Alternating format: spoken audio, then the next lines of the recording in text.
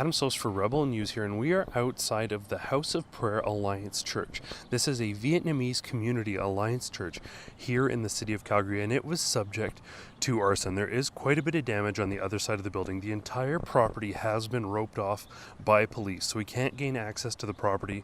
We're just speaking with security, and the pastor is here. He's going to be talking to us about access to the facility, but there is serious and substantial fire damage to this building in the city. The great tragedy is for the Vietnamese community here. Many of them escaped Vietnam, escaping persecution at the hands of communists there. They've arrived in Canada, they've arrived in Calgary seeking a new life, and this is what they've been greeted with. Arson at their church. This is precisely what they were attempting to escape. A tragic situation, and one we'll continue to keep you up to date on as it develops.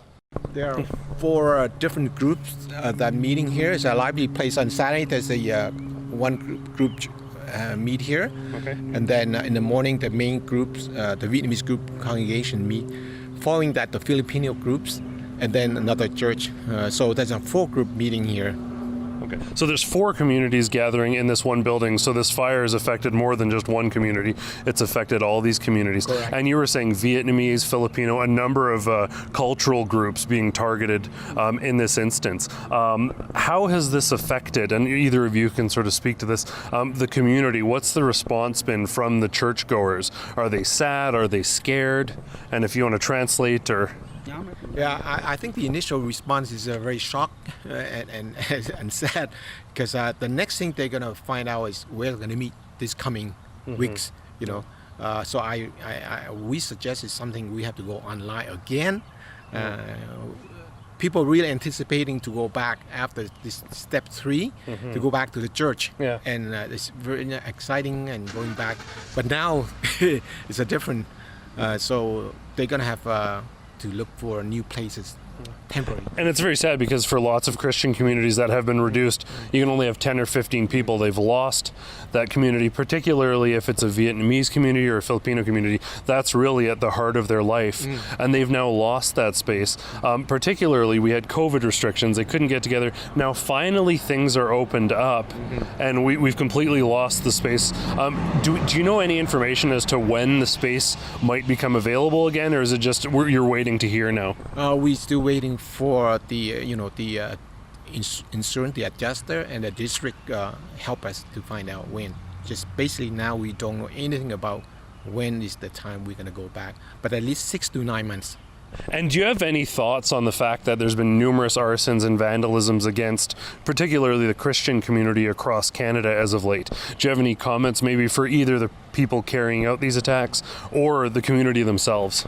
We don't really know. We don't really know at all. So we rather than just... I feel sympathy for the church here, but it's a very sad situation that happened across Canada. Yes, indeed. This torching of churches across our great dominion is a sad situation. But then again, I guess it depends on who you ask, right? I mean, just consider the comments of Justin Trudeau's little buddy, Gerald Butts. Oh, sure, he doesn't actually condone arson against churches, but he says he understands this need to burn down churches. Gee, what a creep. And joining me now for the latest chapter regarding arson attacks on Christian churches in Canada is Adam Soos in Calgary. Welcome to Rebel Roundup, Adam. Happy to be here. Hey, Adam, little wonder why firebugs are so emboldened given the shocking sentiments by the likes of Gerald Butts. But could you imagine if, say, more than a dozen mosques or even 2 mosques had been incinerated over the past few weeks? You'd never be able to hide from the outcry and the anguish. Yet when it comes to Christian churches, it's barely being reported on. Adam, why the double standard? Well, there is certainly a double standard there, but I think at the root of it is a sort of anti-Christian sentiment. We have a liberal political class that is likely more concerned about the carbon emissions from these fires than these places of worship being absolutely razed to the ground. On the note of the double standard, we saw virtually immediately tweets going out when, say, a mosque was vandalized, or even if some sort of Islamophobic sentiment is echoed within society. But when you have in one night 11 acts of vandalism against churches, targeted vandalism that I think is fair by definition under the Criminal Code of Canada to call an act of terrorism, in addition to these brazen fires, this is a crisis that if it were occurring to any other group at all in this country, we would have a state of emergency. We would have tactical teams assembled. There'd be committees struck. But instead, we've had not so much as a tweet. In fact, it took days and 8 fires for Justin Trudeau to say something when asked. He didn't jump onto Twitter to decry these acts. So it's no wonder, with all the rhetoric around these residential schools by Justin Trudeau, other political parties, as well as the CBC, that people feel angered. And I completely understand anger over the residential schools is a logical and justified response, 100%. But the problem is we've crossed a threshold. We should be able to, on one hand, say that the residential schools are extremely problematic and we need to do something to rectify that situation, even if it is in the past. The idea that there's wounds that are lingering is a fair and valid idea we have to approach. But on the other hand, we should be able to just condemn the burning of places of worship without saying but if or qualifying that language. Those are two things that can be condemned without apology or qualitative language. Oh, 100%, Adam. But, I'm also curious, did any of these arsonists bother to ask the natives if this is what they want? I mean, I understand some of these churches are beloved by Native people. This is where weddings were held, funerals were held. They were used as community centers. How does burning down that social hub, if you will, help things on the reserve? Well, we went out to Siksika Nation and we met with Father Long, who was Vietnamese, I believe. So there's another tie to the Vietnamese church we can talk about here. But he talked about how the church is actually part of the healing heart of the community moving forward. Often we in our culture, we go to church on Sunday and that's about the extent of it. That's not how their lives work. He told us about people coming to the church, struggling with addictions and making commitments to get through that. And the church is part of their rehabilitation process. Even on the note of the residential schools, they had an area in the church designated near the altar for sort of a healing process. There was like an animal pelt and a number of stuffed animals, sort of a shrine to those people lost in the residential schools. So it is certainly part of their daily life on a very fundamental level. We've heard virtually across the board from chiefs and representatives of First Nation communities and elders that this hatred and this process of sort of vigilante retribution is not at all what they are advocating for, and that it in fact damages reconciliation. It does nothing to improve relations or to heal. It just creates a new dark chapter in Canadian history.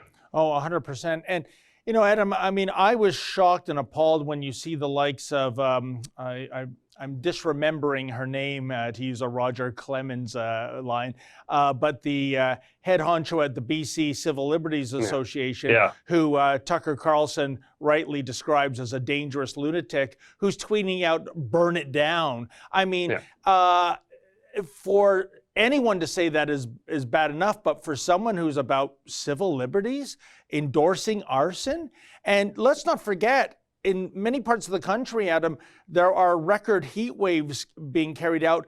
Lighting a building like a church on fire is kind of a perfect storm situation if you want a lot of arson to happen to people that are completely innocent in this debate.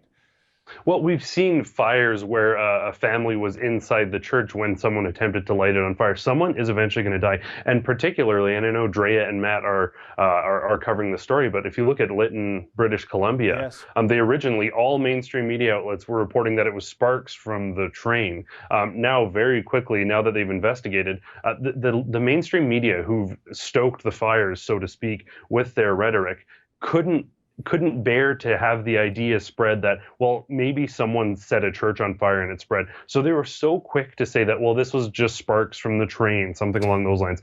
Now it's coming out with investigations that it seems to have been started by a person, whether by accident or on purpose. But if we look at a string of fires in the area across British Columbia and across Canada centered on churches, and you have a church at the center of that town, as well as a strong First Nations community, it's not too much of a stretch to suggest that it is possible that there was another arson, and this time things spread.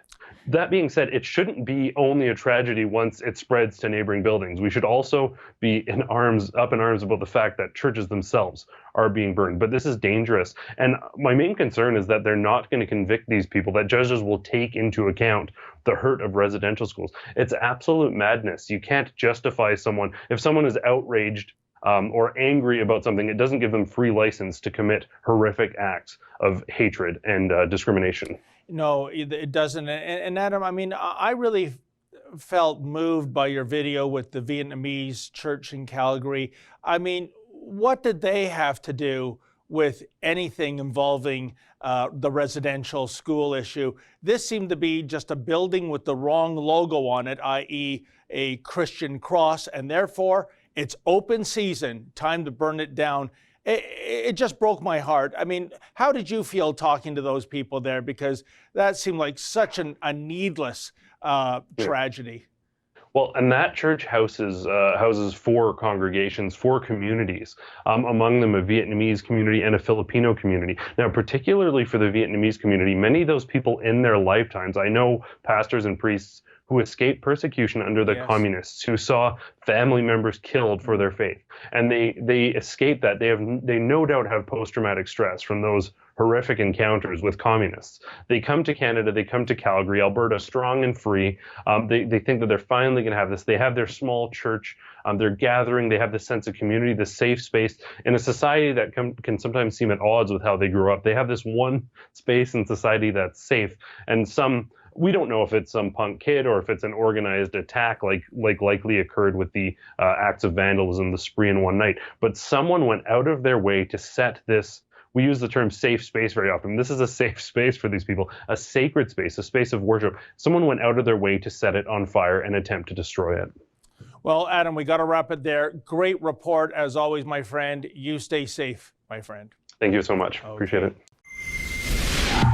Hey folks, that was an excerpt from my show, Rebel Roundup. Now, to get the full meal deal, why not go to Rebel News Plus, sign up, and never miss a Rebel News Plus show in the future.